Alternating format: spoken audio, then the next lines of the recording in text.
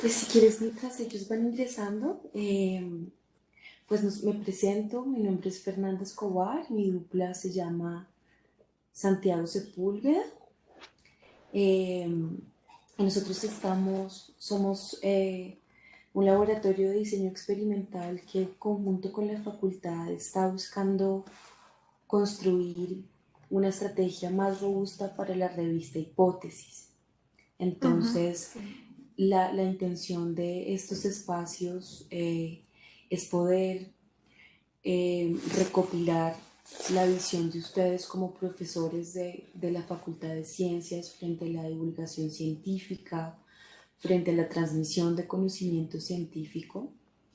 Y, y en esta fase estamos haciendo como una panorámica interna de la facultad frente Ujú. a la visión de lo que es divulgar y de cómo podemos hacer una mejor labor desde hipótesis para pues transmitir lo que se está haciendo para divulgar ciencia, ¿no? Pues que creo que es un Claro. gran reto que tenemos Ujú. ahora. Entonces, un Sí. poco el objetivo de hoy es escucharlos y poder eso, recopilar su visión frente a la divulgación científica y, Ujú. y frente a la transmisión de conocimiento. También Ok. si conocen la revista, cuál ha sido su experiencia, eh, digamos que consideran, eh, digamos que la revista, no sé si eres cercana a ella o no, eh, y como un poco conversar, estamos haciendo como espacios de 2 y 3 profesores. Hoy tenemos agendado a Alejandro Reyes de Ciencias Biológicas, no sé si lo conoces. No, No, no, no. yo no conozco Entonces el resto de los como, profesores. como de De áreas otros, digamos, de diferentes otro para... departamento. Sí, Ujú. entonces, pero pues si Alejandro no ingresa, pues lo que nos interesa es aprovechar al máximo estos espacios para poder conversar con ustedes y recopilar esta información que nos va a servir mucho para en una fase 2 hacer unos experimentos frente a los hallazgos que identifiquemos en esta fase de lo que hemos conversado con ustedes como profesores. Hemos sido entrevistados a los directores de departamento, al comité editorial.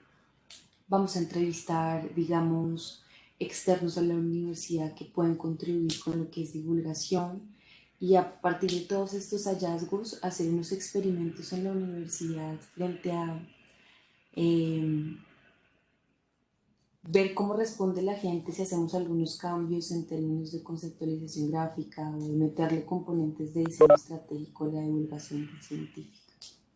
Bueno, ya ingresaron Santiago y Alejandro, ¿cómo están? Hola, buenos días a todos. Buenos días. Hola, buenos días. Estaba presentándome, presentando el laboratorio y contándole un poco a mí cuál es el objetivo de este espacio. Ok, Entonces, pues en primer lugar agradecerles por concedernos este espacio y el objetivo de hoy es poder como recopilar su visión frente a la divulgación científica y la transmisión de conocimiento. Bueno, pues a ver, les cuento un poco también lo que haremos en concreto. Solo tengo obras justo acá al lado y suena. Am, bueno, un poco lo que nos interesa saber es que ustedes en sus asignaturas tienen un enfoque muy específico, seguramente en función de lo que sus estudiantes necesitan y las formas como ellos pueden recibir las ideas. Y pues eso es un poco un elemento que nosotros queremos entender para saber cómo convertir a la revista Hipótesis en una herramienta que le pueda servir tanto a ustedes como profesores como a ellos en su proceso académico. Entonces, no sé, si quieren, nos pueden comentar un poco el, el centro del asunto del que va un poco lo que ustedes investigan, los temas que a ustedes les interesan y si eso pues está vinculado con las asignaturas directamente, como pues cuáles son esos temas centrales. Si quieres, empezamos por ti, Mariami. Listo. Buenos días, entonces mi nombre es María Emilia. Pues yo soy profesora de cátedra y yo doy unas clases de geología estructural. Es como más bien cómo se deforman las montañas y todo el tema de la deformación de la litosfera y de la corteza superior de nuestro planeta. Y pues sí, yo trabajo sobre todo en petróleo, pero entonces, digamos, sí, mi asignatura es muy enfocada a lo que yo hago también en la vida profesional, en mi vida profesional, con los estudiantes. Ujú. Vale, y Alejandro, ¿tú? Entonces,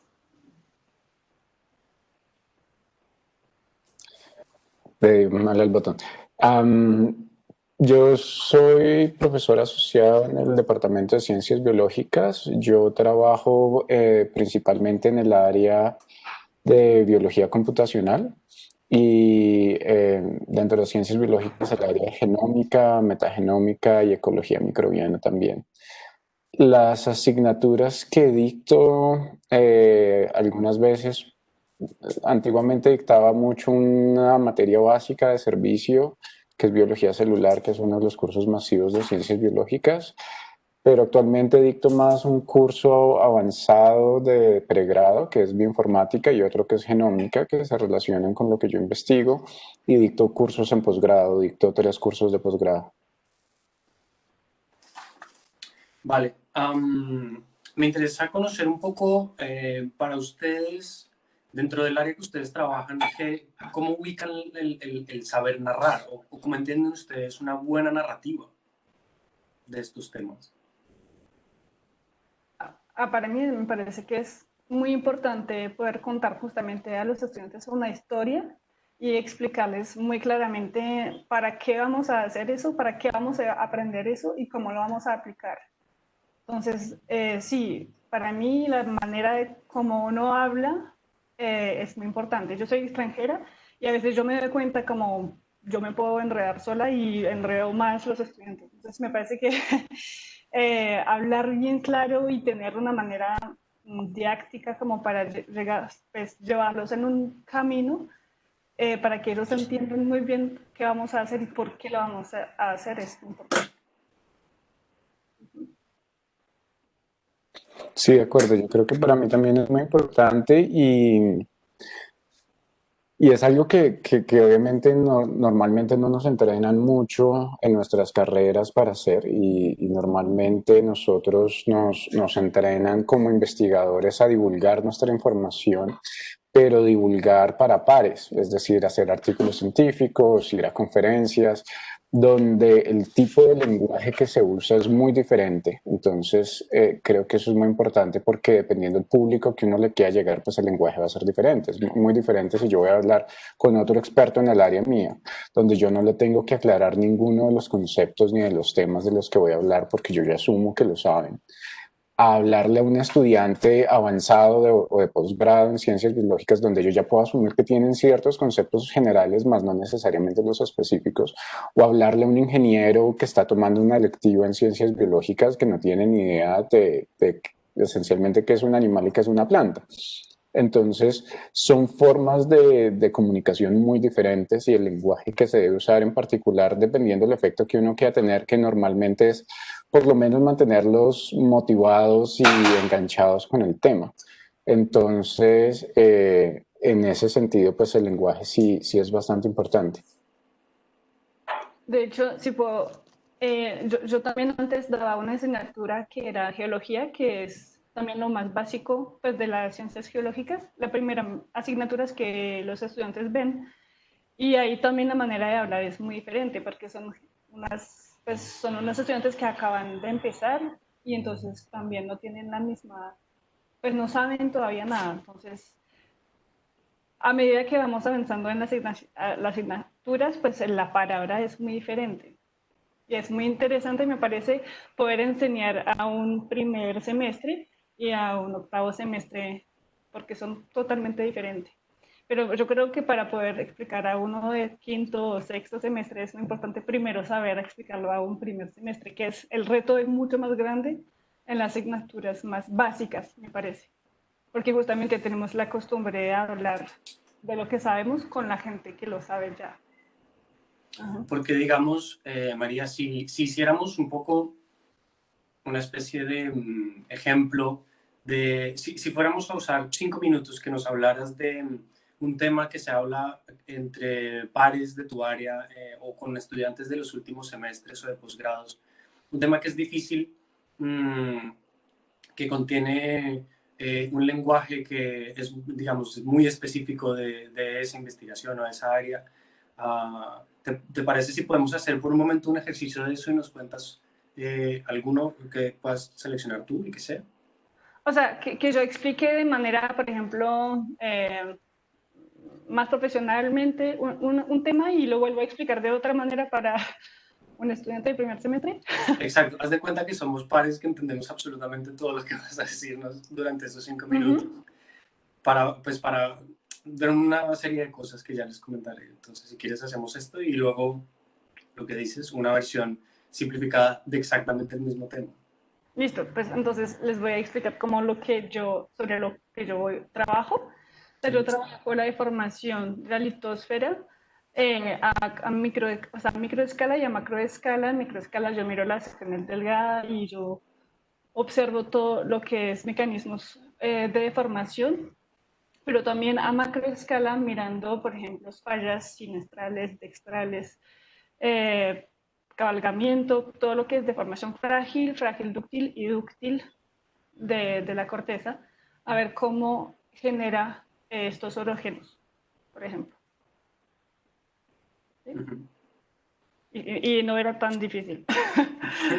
Yo creo Claro, pero hay que... una cantidad de conceptos que se nota que tienen muchas cosas ahí detrás que quedas loco un poco. Pero bueno, entonces si eso mismo que acabas de contarnos nos lo contaras en una versión para alguien que no tiene ni idea de estos temas, ¿cómo sería? Bueno, imaginemos que tenemos un accidente de carro. Yo lo que voy a... O sea, lo que investigo, digamos, sería cómo se deforma dos carros al colisionarse, por ejemplo. Entonces voy a mirar cómo son los pliegues del carro, dónde se fue rompiendo, por qué se rompió, qué materia se rompió, porque el otro materia no se rompió y se haya, por ejemplo, deformada de manera más plástica. Entonces, eso es lo que yo hago, pero este carro ya no es un carro, sino que es la corteza de nuestro planeta. Vale. Así. Alejandro, tú desde tu área, desde lo que investigas en concreto y lo que tratas con tus estudiantes, eh, escuchando la primera y la segunda versión, ¿qué podrías conectar? ¿O qué podrías decir, mira, esto está vinculado o se relaciona o lo puedo ver desde las gafas de mi área?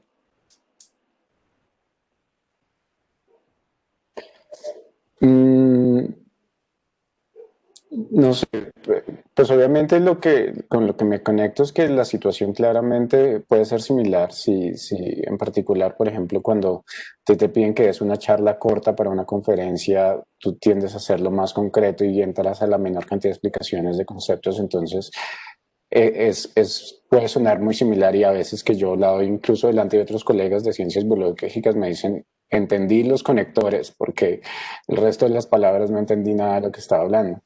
Pero pues todo eso mismo lo puedes con analogías o con simplificaciones y demás, lo puedes contar de pronto un poco más extenso para que lo puedan entender la mayoría de las personas. No sé si más o menos a eso te referís. Pues no tanto, iba más un poco por una discusión que hemos escuchado varias veces y es que cuando se hace divulgación y cuando se hace este proceso de simplificar para poder transmitir, se pierde mucha información que es importante. Se pierde no solo por tema de datos específicos, sino porque esos términos igual describen procesos naturales que son valiosos. Entonces, un poco la pregunta más iba desde tu área de bioinformática.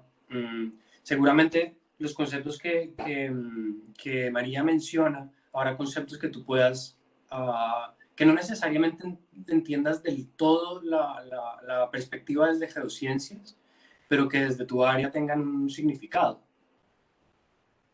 Ok, Entonces, Pues la verdad en este caso, claramente cuando la primera explicación que María Emil dio, si entendí dos, tres palabras fue bastante. En la segunda explicación entendí un poco más lo que hace, pero en realidad no se relaciona para nada con mi campo. Entonces no hay como algo que yo, digamos que basado en lo que María Emil dice, yo pudiera identificarme o pudiera decir, ah, podemos trabajar juntos en esto o lo otro. No, creo que basada en las dos explicaciones no contaría así un área en común. Pues yo podría entonces cambiarlo y hacerlo como para que podamos trabajar juntos. Sí, claro, y digamos eso es interesante y claramente nuevamente depende del público al que uno le esté hablando. Entonces, seguramente si la intención es buscar áreas comunes entre diferentes departamentos o cosas así, pues uno también puede hablar de un mensaje que va mucho más dirigido a eso. Entonces, seguramente desde mi área yo puedo comenzar a hablar como procesos microbiológicos, afectan procesos biogeoquímicos que puede terminar afectando algo de la constitución geológica de la Tierra y de las estructuras. Y de esa manera uno puede comenzar a hacer conexiones. Entonces, claro, depende también, pero digamos ahí claramente, bueno, la primera fue muy técnica como para gente de geología, la segunda fue muy básica como para cualquier persona, entonces en ninguna de las dos estaba dirigida como un público en el área de ciencias biológicas. Ok. Y digamos esto, por ejemplo, si ustedes hicieran o más bien, seguramente en las asignaturas y en los temas que ustedes tratan tienen que traer a colación temas de otras áreas de la ciencia. ¿Cómo hacen para transmitirle a los estudiantes la necesidad de ver desde las gafas de esa otra área? ¿O cómo los invitan un poco a que tengan esa curiosidad o trabajarlo desde ahí? Yo no Em, sé si dale. no, por favor. Yo no sé si seré muy bueno transmitiendo esa curiosidad, pero sí claramente en mi campo hay la necesidad, porque pues estamos hablando de informática, entonces en esta área necesitamos mucha matemática y necesitamos ingeniería de sistemas, necesitamos programación. Entonces, no sé qué tan buen trabajo hago motivando a los estudiantes que aprendan eso, pero pues para poder pasar la materia tienen que aprender eso. Entonces, es más una necesidad que una motivación, o la necesidad es la misma motivación, pero sí, hay claramente, pues una cosa sí en biología y en particular el área que yo trabajo, que es más la parte de biología molecular, hay mucha bioquímica, entonces la parte de química también es fundamental. Entonces, en lo que yo trabajo, lo que es química, matemática y ingeniería de sistemas se juntan mucho. Otras áreas de las ciencias ya se juntan un poco menos, pero a veces también hay algo de física, incluso a veces tengo profesores invitados de química, tengo profesores invitados de física, a que den algunas de las charlas, hay profesores de ingeniería de sistemas invitados a que hablen de ciertos algoritmos. Entonces, de esa manera también se promueve un poco esa interdisciplinariedad. Y desde el caso tuyo, Mariani, ¿cómo funcionas con este vínculo? Pues con otros temas. Bueno, en geociencias, digamos, siempre vamos a necesitar matemática y física, química también, pero digamos, en mi asignatura, por lo menos, yo sobre todo necesito, pero matemática básica, trigonometría, por ejemplo, y lógica. O sea, lo que más necesito yo es la lógica. Entonces, yo motivo a los estudiantes más bien es sin aprender nada de memoria y yo trato siempre de incentivarlos a entender todo lo que hacemos, a tener como tips memotécnico y como pues yo soy profesora de cátedra y yo doy laboratorios, es mucho más fácil para mí motivarlos porque tenemos, pues trato de poner ejemplos del día a día, entonces pues haciendo cosas prácticas y la geología entra en las manos, por los pies, o sea, es mucho más físico, digamos. Eh, Después, aparte de o sea, eso es para esta asignatura, yo trato de hacer como 2 semestres de introducir justamente la biología, porque justamente la historia del levantamiento, por ejemplo, de la cordillera de los Andes, se vincula también mucho, pues se puede hacer mucho trabajo y se está haciendo mucho trabajo con el área de biología, por ejemplo, evolutiva. Entonces, todo lo que es especiaciones. Entonces, trato de llevar a los estudiantes a que vayan a ver, por ejemplo, ahorita que tuvimos en cuarentena, hubo muchos charlas que están grabadas en YouTube y entonces lo que yo hice fue, por ejemplo, que ellos me hagan un video cortico, justamente de divulgación científica de un tema que no era lo nuestro, pero que se relaciona con esto. Entonces estoy tratando así, pero la verdad que desde mi área yo no hago tanta enfoque en la interdisciplinaridad por ahora, pero me parece que sí es muy interesante. Y un poco en el caso de las asignaturas de ustedes dos, el trabajo, por ejemplo, en los puntos donde para un estudiante es más difícil entender un contenido, seguramente porque es de otra área. Por ejemplo, esto que mencionaba Alejandro del tema de trabajar con programación o con matemáticas, o lo que dices tú de incluir matemáticas al asunto de geociencias y demás. ¿Creen ustedes que de alguna manera, si uno vinculara un elemento inusual en esa comunicación, pongo el ejemplo de música o artes o literatura, para ¿cómo decir esto? Como que sea un elemento tan extraño que sea atractivo para los estudiantes, decir, un momento, esto está fuera de mi forma normal de ver las cosas y además es un, es un, es una perspectiva que te invita un poco a imaginar. ¿Este tipo de elementos creen que funcionaría? Porque, digamos, el diseño ya es, digamos, uno puede hacer una infografía o puede hacer un vídeo o puede hacer como un elemento que sea de comunicación directo, pero sigue estando dentro de esas mismas áreas. Pero si uno dijera, por ejemplo, digamos, porque si uno ve las redes sociales de la NASA, está haciendo estos ejercicios de traducir en sonidos las imágenes del Hubble. Entonces, uno dice, mira, es muy interesante porque pone a circular la curiosidad sobre este tema y la gente que ya está interesada empieza a buscar más. Entonces, la pregunta va, si uno hiciera en las asignaturas de ustedes un vínculo inusual con un área que no es de ciencias, ¿creen que facilitaría la capacidad de los estudiantes para entender esos conceptos? No sé si facilitaría, pero sería otro punto de vista y yo creo que sí sería muy interesante, porque sí, obviamente, pues un ejemplo, por ejemplo, cuando yo hago unos laboratorios con unas secciones delgadas, las secciones delgadas y el microscopio en general les gusta mucho a los estudiantes porque lo que se ve es muy lindo. Entonces sacan fotos, empiezan a poner en las redes las fotos de los cristales, de los minerales, porque hay colores. Yo creo que entonces ellos también están como interesados en pues, de pronto en arte o cosas como que llame la atención de otra, que no sea científico, pero que sea otro punto de vista. Yo sí pienso que sea música o que sea música, no sé cómo sería, pero sería súper interesante tratar de hacer algo así. Y literatura, pues en biología yo creo también, y en geología la literatura, pues hay muchas cosas para hacer, muchas cosas que los estudiantes pueden leer de toda la historia de las ciencias. Uf, eso es muy interesante. Claro, porque un Sí. poco, no sé, uno mira la figura de Humboldt o la expedición coreográfica, que es historia, es dibujo, o sea, es arte, es otros elementos.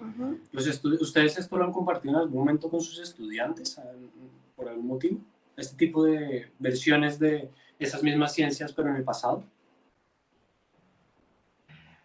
Yo a veces comparto fotos para mostrar cómo antes estábamos pensando de cómo, fotos no, dibujos, cómo estábamos pensando antes para ver cómo la evolución de todo el pensamiento científico y todo lo que descubrimos, pero nada más. Sí, no lo uso tanto. Sí, yo en particular en las clases que dicto ahora, que son un poco más avanzadas, pues gran parte de la temática que estudia eso se ha desarrollado en los últimos 10 años. Antes esas áreas no existían.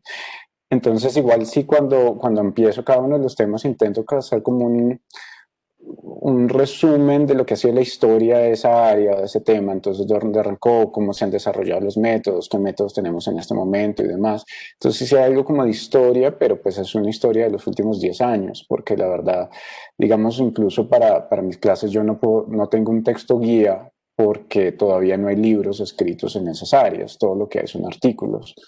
Los libros apenas están comenzando a salir, entonces son temas muy nuevos en general, de lo que no hay todavía textos escritos. Y complementando lo que decía Maremil, a mí también me parece muy interesante la posibilidad de combinar otras áreas no relacionadas como música o literatura. Sin duda creo que abren mucho la imaginación y pueden abrir bastantes posibilidades, pero hay siempre es ese balance que uno tiene sobre, porque siento que al abrir esa oportunidad es decirle al estudiante que dedique cierto tiempo a leer, a interpretar y demás, y, y eso es tiempo que entonces uno ya debe como cortar por otro lado. Entonces muchas veces ahora los cursos son bastante compactos, bastante apretados, tienen una cantidad de temas que uno espera ver en ese curso bastante grande, y cuando dice, ok, vámonos, gastémosle toda una semana, toda una clase a algo de literatura o pongámosle una lectura de cierto tiempo, uno dice, ok, si voy a hacer esto, entonces ¿qué parte tengo que cortar? Porque ya ellos están a full de carga, entonces, ¿qué tengo que dar para poder tener eso? Digamos, ¿cómo ven ustedes la ciencia ficción? ¿Qué Creo que opinión en mi les merece caso, esto? esa es la que en cuanto a literatura de pronto más aplicaría, porque precisamente como es un tema tan reciente, toda esta parte de modificación genética, organismos genéticamente modificados y incluso con todo lo de la pandemia y demás, todo eso cae muy cerca de lo que yo trabajo. Entonces, sí he pensado a veces que sería interesante, incluso había pensado casi que hacer como algo más como un CBU o algo así, donde uno pudiera mirar obras de literatura o incluso películas recientes de ciencia ficción y decir qué tanto de eso es realista y qué tanto de eso no lo es. Entonces, creo que eso podría ser de interés general, no solo para gente del área. Eh, y me parece que sería muy interesante como para los estudiantes irse dando cuenta cuando ven cosas en películas y que puedan tener esos criterios y elementos de juicio para decir, ok, esto sí suena realista, aquí ya se equivocaron. Sí, yo creo que también en geología es muy aplicable a la ciencia ficción con todas estas películas o libros de supercatástrofe, pues de fin del mundo, de que la Tierra se va a romper en dos. Entonces sí, también yo creo que aplicaría exactamente lo que dijo Alejandra. Ujú. Para tener crítica o ver si es posible, si no es posible, o qué concepto pasaron de por alto para poder hacer la película. Yo creo que muchos, de hecho, de los estudiantes podían estar interesantes, o sea, sí, interesados. Uh-huh. Sí, porque de hecho de esto hay un punto que es muy interesante y es que muchas veces, o lo que también hemos escuchado varias veces, es que para hacer ciencia se necesita imaginación y se necesita la capacidad de tener en la cabeza como escenarios posibles en el futuro y hasta dónde puede llegar las ideas que uno está trabajando. Pero claro, esto lo ves en un momento, pero cuando ves la cosa concreta de lo que estás haciendo, por ejemplo, en el laboratorio, con el microscopio, con un ejercicio tan específico, como que esa visión de gran escala se pierde de alguna manera o no necesariamente. No, pues la imaginación en geología es todo el tiempo, claro, porque nosotros tenemos que recrear algo que no vemos. Entonces, siempre tenemos que interpretar con unos índices que tenemos y decir que hace unos millones de años pues era así. O, por ejemplo, cuántos eventos de deformación pasó por cuántos eventos de deformación pasó esta roca. ¿Sí? O a cuánto estaba, pues muchas, o sea, la geología es siempre adivinar cómo hubiera podido ser, ¿sí? Para poder decir de pronto cómo va a ser después. Entonces, la imaginación, yo veo mucha diferencia entre mis estudiantes que tienen imaginación y los que no tienen. ¿Cómo es esto? ¿Cómo es esa diferencia? ¿Qué los definen unos a los otros? Sí, sí. Pues siempre en mis laboratorios en general yo planteo un problema, les doy unos datos y dejo que ellos me digan algo con estos datos, lo que sea. Yo digo, pero no importa, ¿sí? Y yo veo muchos que se quedan no sé, que se quedan con los datos y se quedan en los datos, no tratan de mirar los datos qué significa espacialmente o temporalmente, por ejemplo. Y hay otras personas, otros estudiantes que tienen una facilidad por, no sé, por imaginar escenarios, que a veces yo me quedo, wow. Entonces yo no sé cuál sería la diferencia entre estos estudiantes.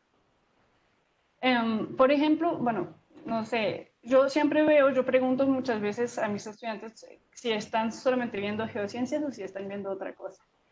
Yo tengo muchos estudiantes que están viendo geociencias y ingeniería civil o geociencias y física o geociencias y química. Y yo veo que los de geociencias y física tienen, yo creo que no sé si es una imaginación o una lógica que se va de los, justamente de los límites, pero siento que cuando hay otro campo, o sea, que no solamente están con geociencia, ellos tienen un campo de visión un poquito más amplio, vamos a decirlo así. Y cuando, por ejemplo, un estudiante que está haciendo solo geociencias ve la forma como ese otro estudiante que está haciendo doble programa interpreta las cosas, ¿se siente atraído de alguna manera a ampliar también su perspectiva hacia esa otra área o no necesariamente? No sé. Yo ahí no sé, no me doy cuenta si ellos están, no sé, no sé si sea, no sé. Es que pues, no es que sea una regla, ¿no? No todos los que tienen con física son súper imaginativos. Pues hay de todo, pero muchas veces cuando yo pregunto a un estudiante que yo veo que tiene esta capacidad de divagar, siempre está haciendo ingeniería física o, sí, no, ingeniería es física.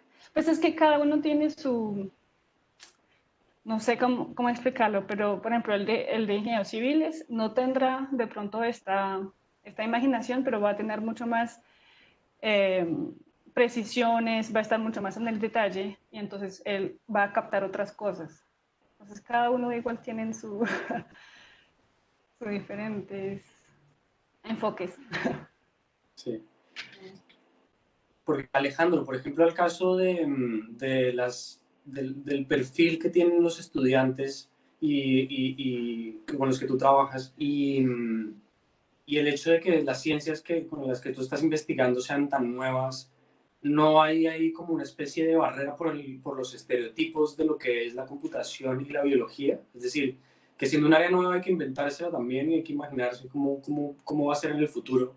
Mm, esos estereotipos de lo que son esas ciencias aparte no generan algún problema en que esos estudiantes puedan crear.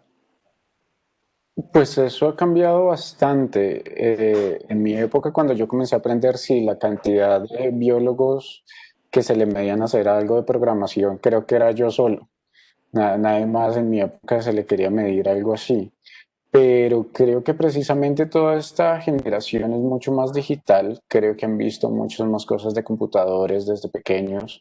Entonces todo eso ha hecho que le tengan un poco menos miedo a lo que es los computadores y la programación, al punto que incluso ya acaba de ser reformado el pensum de ciencias biológicas y ahora programación es de primer semestre.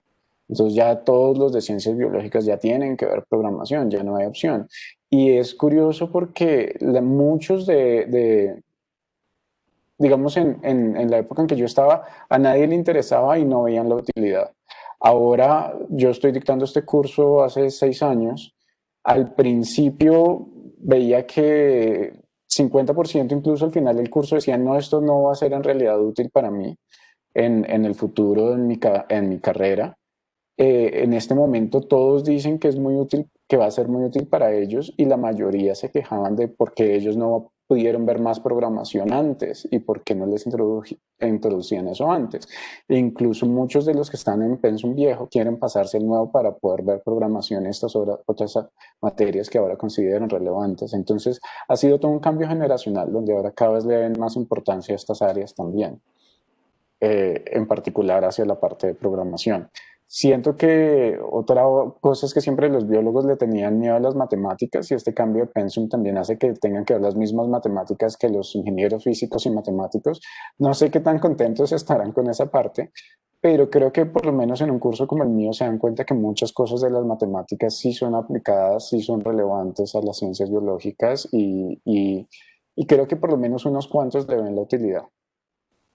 Lo otro es que en mis materias yo también me entra mucha gente de otros, a pesar de que son avanzadas para biología, también las dejo libres como electivas para otros pensum y me llega gente mucha de ingeniería biomédica, de ingeniería química, algunos de química pura, algunos médicos me llegan y muchos pues de doble programa.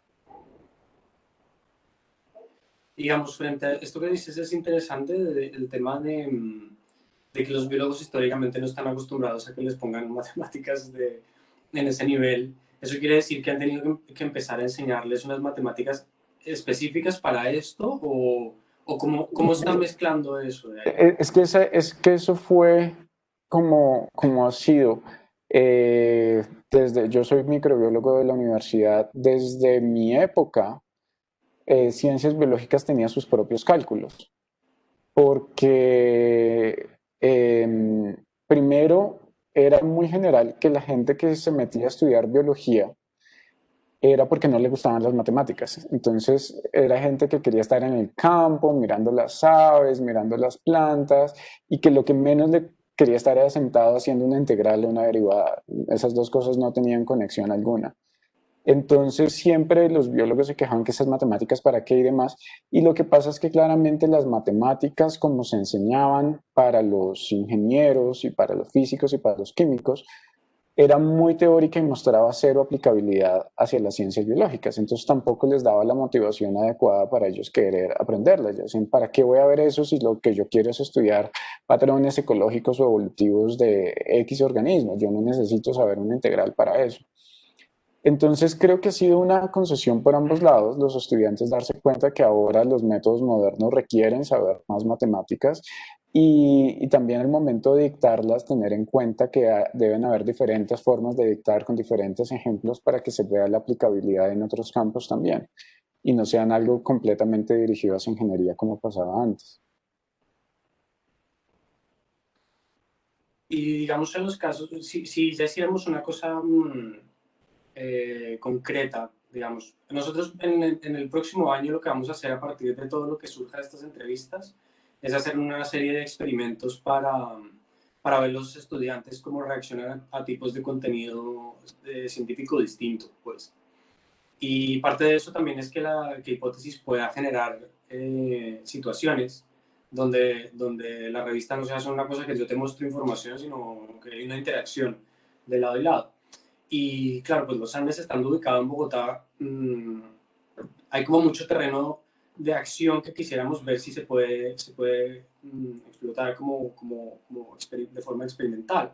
Entonces, en concreto, queremos encontrar profesores que nosotros podamos decir, mira, en Bogotá, los temas que se tratan en esta asignatura, se puede hacer un experimento de algo concreto que pasa en la ciudad. Puede ser, por ejemplo, de los suelos, viendo que ahora, por ejemplo, aprobaron la construcción del metro y hay un tema con los suelos, y siempre ha habido una discusión con los suelos de la ciudad y demás, que se pudiera hacer un ejercicio que se hablara de las ciencias de los suelos de Bogotá, de lo que pasa ahí y que eso fuera un poco producto pues, de una publicación de hipótesis y lo mismo, pues digamos que pasara con algo como lo que pasa en la asignatura tuya, Alejandro. Entonces, si pensáramos un ejemplo de cada uno de ustedes dos, que trabajáramos un experimento con estudiantes de ciencias y de no ciencias en la ciudad de Bogotá, ¿qué creen que podría hacerse? ¿O cuáles son los temas que se podrían o que ya se trabajan en la clase que se hacen en la ciudad?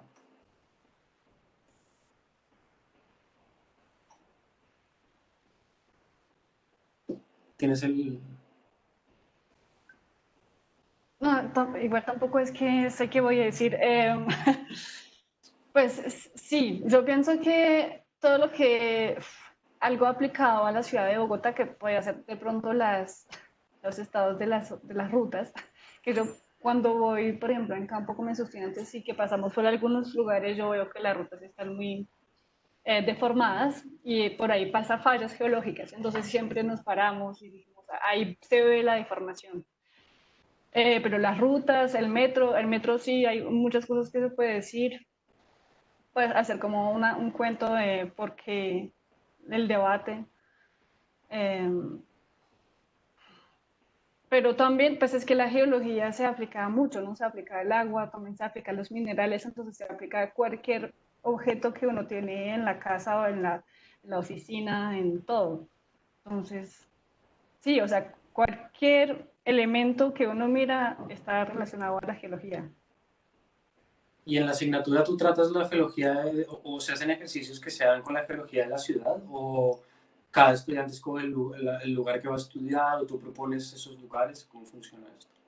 Sí, no, yo no trabajo con Bogotá, la verdad. No. Siempre abarco zonas más grandes, entonces de pronto, sí, o sea, hacemos trabajos de transectas, o sea, sí, de transectas a lo largo de los Andes, entonces, pero no en Bogotá.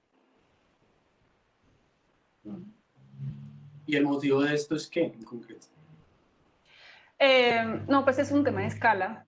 Entonces, yo podría mirar en Bogotá, hay cosas que sí se podían mirar, o sea, hay uno, pues a mí me gusta mucho hacer campos, entonces me gusta llevar los estudiantes. Creo que algo también que los estudiantes entienden mucho son los ejemplos reales. Entonces, apenas yo voy a campo con los estudiantes, los que no estaban motivados se vuelven súper motivados. Y el campo es como... Entonces, en Bogotá sí se podía mostrar, pues hay muchos senderismo, por ejemplo, en los cerros orientales, entonces pero mostrar cosas así, o sea, si no, no veo qué más puede. Exacto, eso. Y en el caso tuyo, Alejandro, ¿qué temas hay aplicables a la ciudad? Pues en general hay muchos temas, pero lo mismo, normalmente mi clase en particular, la que es de pregrado que dicto en este momento, se centra más en metodologías. Entonces no se centra en algo y las aplicaciones normalmente los estudiantes las buscan en artículos y demás y la verdad sí nunca han traído un ejemplo local, creo yo. Pero pues análisis de comunidades microbianas aplican muchas cosas. Nosotros, por ejemplo, incluso hicimos un estudio, publicamos de las comunidades microbianas y resistencia a antibiótico en el río Bogotá. Entonces, cómo al pasar por la ciudad el río se llena de bacterias que están llenas de resistencia a antibióticos y el problema que puede traer eso para la salud. Entonces se puede hacer análisis, también hemos hecho otros análisis de procesos de comunidades microbianas, por ejemplo, asociadas al uso de anteojos. Entonces es muy importante en las zonas de páramos y para la conservación. Poblaciones microbianas con los abejorros a diferentes altitudes, entonces en diferentes zonas y cómo puede cambiar eso el comportamiento de los abejorros. Tenemos análisis de las comunidades microbianas en la fermentación del cacao y ahora se van a hacer unos en la fermentación del café y cómo eso altera el sabor de esos productos. Entonces, pues hay muchas cosas que se hacen, pero más a nivel de investigación y no tanto a nivel de las clases, pero pues claramente esos podrían servir como ejemplos para contextualizar los métodos o los conceptos que se dictan en la clase. Claro, porque un poco esto lo menciono porque considerando un poco el tipo de circulación que tiene la revista y una de sus finalidades que al final es atraer gente a las ciencias que se hacen en los Andes, uno de los puntos a los que van a parar la revista son los colegios de la ciudad. Entonces, si nosotros queremos que la gente se sienta involucrada con las ciencias, también es que tengan un elemento con el que se puedan relacionar fácilmente y pues esos son los lugares por los que transitan todo el tiempo. Entonces, si uno les habla de esto que estás mencionando, en plan el río Bogotá o lo de las aguas que bajan por las aguas o no sé, estas cosas que uno puede decir, ah, mira, pues sé de qué me está hablando, pues entonces ya podemos hacer que la persona que lo está leyendo diga, ah, pues voy a mirar más, ¿sí? Entonces por eso la idea de hacer estos experimentos más adelante sería un poco por ahí. Pero entonces estas metodologías, por ejemplo, en lo que estás mencionando, ¿qué es lo que genera que haya una distancia entre esos métodos de estudio con el estudio de la ciudad? En general, los costos. Eh, Hacer esas metodologías tiende a ser bastante costoso y por lo tanto necesita proyectos grandes financiados. No son metodologías y pues son, digamos lo que te digo, el estudio de las aguas del río Bogotá tomó 3 años hacerlo y entonces no es algo que uno pueda hacerlo como con los estudiantes de una clase o que en una situación así uno pueda ir y hacer el experimento, porque son técnicas normalmente ni siquiera las hacemos acá en Colombia. Muchas veces nosotros vamos y tomamos las muestras, hacemos algo de preprocesamiento en los laboratorios acá y después ya se manda a Estados Unidos donde se termina a hacer el resto de procesamiento, porque son en general técnicas que son costosas y que hacerlas aquí saldrían aún más costosas. Entonces, por costo-beneficio nos sale más barato hacerlo afuera del país. Ok. Um, a Sí, ver, perdón, es que en realidad para mi área se me olvidó, pero Bogotá está sobre la cordillera oriental, entonces hay muchas cosas para hacer. Pues digamos que los bogotanos sepan, por ejemplo, cómo se formó todas estas cordilleras, por ejemplo, ¿sí? Nada más que eso. porque digamos, estos los recorridos que mencionaste tú, um, es interesante porque de alguna manera también se puede involucrar gente, esto también lo pregunto, ¿se puede involucrar gente que no sean tus estudiantes a un recorrido de estos? Sí, o sea, cualquiera, hacer unos recorridos Digamos, si uno geológicos. hiciera, idea hipotética, si uno hiciera un recorrido contigo y con tus estudiantes que ya saben de qué va el tema y saben qué es lo que van a mirar y saben para qué se está mirando esto, y uno llevara otro grupo de un colegio, por ejemplo, o una organización que cuida las zonas de la montaña, pues es gente que es valioso darles un poco esta experiencia y darles estas ideas y estos métodos Sí, claro. y pues digamos que puede ser interesante también como experimento social, o sea, al final las ciencias no están aisladas de la sociedad, entonces es chévere como poder generar esos vínculos con otras Sí, claro. personas. Ujú. Sí, en el campo, pues en Bogotá nunca me pasó, pero cuando nos vamos un poquito más lejos, siempre hay una discusión muy interesante social, justamente, con la gente que vive en esta tierra. Ellos nos cuentan leyendas, nos cuentan historias, y estas historias siempre tienen un sentido geológico, que ellos cuentan con sus dioses o lo que sea, pero en realidad siempre hay una base geológica y, por ejemplo, un ejemplo, estábamos buscando un afloramiento, una roca, y fuimos a preguntar a un campesino si no sabía dónde estaba una roca blanca, no sé qué, y él nos empezó a decir pues, que sí, que estaba el diablo en una gruta, que estaba, o sea, como que todas las casas que estaban en las rocas blancas no se las llevaban al ríos, y las casas que estaban en las rocas negras se las llevaban al río, por ejemplo. Y él, en el mapa, empezó a dibujar dónde estaban las casas que no se llevaban al río y dónde estaban las casas que sí se llevaban al río, y era totalmente adecuado con la geología, ¿sí? Con el tipo de roca que había abajo. Había una roca más dura y otra más blanditas. Entonces, para él, pues teníamos el diablo que era relacionado a las rocas negras, ¿sí? Pues, y todas las personas que tienen mucha suerte, que era todo blanco. Entonces es muy bonito este dialecto social, justamente, que hay entre... Porque muchas veces nosotros no les enseñamos lo que ellos nos enseñan a nosotros, mucho más. Pero sí, o sea, los campos y los recorridos me parece una herramienta didáctica muy interesante para los niños, pero también para cualquier persona. A la gente, cuando le mostramos ahí pues en una situación real, ellos se dejan llevar en general. Porque, digamos, en un recorrido de estos, ya más con la información concreta de lo que tú haces en tu clase, ¿qué es exactamente lo que se van a hacer en estos recorridos? O sea, lo puedes decir en los términos de la clase también, si quieres que haya Pues notado. nosotros vamos a ver justamente cómo las rocas se forman. Entonces, cada vez que tenemos un afloramiento, vamos a mirar qué tipo de roca es, o sea, de qué está constituido la roca. Si tenemos otros índices, por ejemplo, de fósiles, o después cómo está deformado. Lo que tratamos siempre desde mi asignatura es hacer es un dibujo. Entonces también hay arte.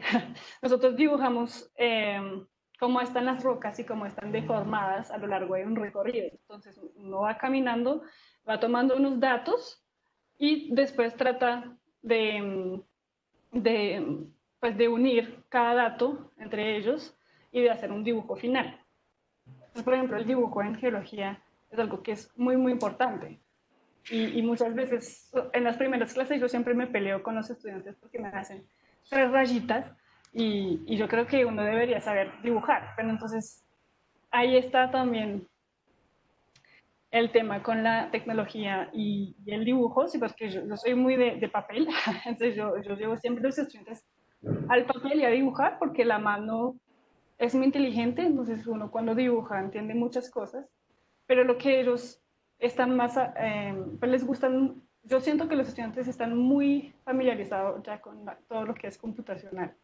Entonces todos los dibujos los hacen en programas o están calcando la foto, ¿sí? Entonces uno pierde también, para mí, uno pierde mucha información cuando justamente no está el dibujo primero con papel y lápiz. Entonces, por ejemplo, me parecía muy interesante que hagamos una clase de dibujo en geociencia. Sí. Sí, esto tipo que es muy interesante porque, pues de hecho, el dibujo es como una herramienta muy potente que muchas veces o la gente le tiene miedo a esto o lo ve como una cosa innecesaria o muy simple, pero habla de muchas cosas y sí que esto se podría hacer, por ejemplo, con algunos de los profesores de arte, de una dinámica, o sea, que yo creo que los dibujos que hacen los estudiantes, el hecho de exponerlos sin que tengan ningún tipo de entrenamiento en artes, no hace que eso no sean dibujos y que eso no tenga un valor de representación de la realidad según una persona, un organismo vivo que piensa y ve las cosas de esa manera. Entonces, sí, esto es muy interesante. Y nos bota un poco también el tema de la documentación. O sea, tú ya estás diciendo acá que los estudiantes documentan a través de dibujos. ¿Qué otras herramientas usan ellos para documentar estas visitas? Sobre todo es libreta de campo. Entonces nosotros tenemos una libreta de campo y dibujamos ahí adentro. Ahí trato siempre que no me saquen fotos, pero que todo lo dibujen. Pero muchas veces pues ya se está poniendo ahí muy de moda una aplicación en el celular que registra fotos, entonces puntos GPS y unos datos estructurales, o sea, unos datos de formación de ¿Cómo estos se llama esta lugares. aplicación? Se llama Clino. Bueno, con C. Sí, Ahora lo miraremos. es esta chiquita así, Clino. No sé si se ve. No, no se ve. No se ven las Sí, Clino. montañas. No. Clino. Vale. Alejandro, y en el caso tuyo, ¿cuál es el tipo de documentación que hacen los estudiantes generalmente? No, en las clases yo normalmente les pido que hagan un proyecto. Para ese proyecto, pues más es el tipo de algoritmos que usan, porque todos, por lo mismo que te decía, tenemos la limitación que no podemos hacer, nosotros no tenemos laboratorios computacionales. No podemos hacer parte experimental por los costos y los tiempos que se toma todo. Entonces, normalmente lo primero que yo les enseño son las bases de datos que hay, la cantidad de datos públicos que hay de diferentes cosas, y ahí es donde yo les digo, miren esas bases de datos, piensen en ideas que ustedes tienen, miren la información que hay en esas bases de datos y miren qué pregunta pueden responder con esos datos, reanalizando o analizando de otra manera esos datos que ya hay públicos. Y ellos lo que hacen es eso, entonces se forman una pregunta, van a las bases de datos, comienzan a descargar datos y a partir de eso comienzan a hacer nuevos análisis. Y la verdad ha sido muy interesante porque en particular en esta época de pandemia me ha llegado un montón de estudiantes de ciencias biológicas que tenían planeadas tesis experimentales que no se pudieron hacer simplemente porque no se puede ir a campo a colectar los datos o porque una vez tenidas las muestras no las pueden procesar en el laboratorio y que ahora precisamente quieren hacer ensayos más computacionales de reanálisis de datos. Entonces, eso en este momento está tomando mucha relevancia para muchos estudiantes por la situación actual. Pero entonces el tipo de notación que ellos toman es simplemente un cuaderno digital donde van anotando los algoritmos y los parámetros que van usando para los diferentes análisis. No tienden a hacer otro tipo de documentación. ¿Y qué programas utilizan para trabajar? Ahí sí es, nosotros en los cursos normalmente tenemos acceso al clúster de cómputo de la universidad. Entonces hacemos HPC, High Performance Computing, y casi todo el software ya lo tenemos instalado ahí. Hay infinidad de programas y paquetes que ya tenemos instalados ahí y eso es mucho lo que usamos. Y de resto, los estudiantes también usan, cuando son análisis más chiquitos, una gran cantidad de portales web donde precisamente unidos a las bases de datos públicas que hay disponibles, todas en el exterior, europeas o americanas en su mayoría. Y en cuanto a software, si acaso R para algunos estadísticos, de resto todo el resto está en el clúster instalado y todo es por línea de comandos. ¿Ese clúster que tiene los Andes lo tienen otras universidades? No. ¿Algo similar? Sí, claro. La Nacional tiene un clúster, EAFIT tiene un clúster, la de Antioquia tiene algo de cómputo, la UIS le donaron un clúster relativamente grande hace un tiempo, pero del tamaño del que tiene los Andes, ninguna otra universidad en Colombia creo que tiene uno. Vale. Otra cosa que ya un puntual de la revista. Nos quedan 5 minutos. Sí, yo tengo clase ahorita a las 9, entonces yo sí me voy a tener que retirar muy pronto. Vale, no, igual, sí, nosotros también tenemos la otra entrevista ya, pero bueno, entonces lo pongo muy sencillo. ¿Ustedes la revista Hipótesis les sirve o cómo ven ustedes la revista? A mí en lo personal, pues yo la conozco hace mucho tiempo, incluso cuando fui estudiante publiqué algo ahí con otros compañeros, hace ya como 15 años o más, 20 años. Em, y a mí me gusta leerla como ver qué está pasando, algunas notas de curiosidad, pero la verdad, sacado más provecho no, y solo hasta esta entrevista comienzo a pensar posibilidades, por un lado de divulgación como de la investigación que se está haciendo actualmente, y por otro lado, sí, pensando que puede ser de interés incluso para los estudiantes mismos. Si uno, por ejemplo, lo que hablábamos, que a veces para ciertos temas uno necesita generar un contenido un poco más divulgativo, entonces uno podría, en dado caso, sacar un artículo bastante divulgativo que uno siempre lo use como el material de la primera clase para darles referencia a los estudiantes o algo así, que puedan ir a ellos y leerlo, de manera que de cierta manera uno crea ese contenido sin necesidad de crear una publicación o muy técnica en un artículo científico en otro tipo de journals o algo como lo que uno normalmente encontraría en un texto guía, pero al no existir, pues siento que sería algo bastante interesante. Pero la verdad hasta ahora comienzo a pensar en cómo uno podría usar la revista Hipótesis en cuanto a la docencia. No lo había contemplado antes. Vale.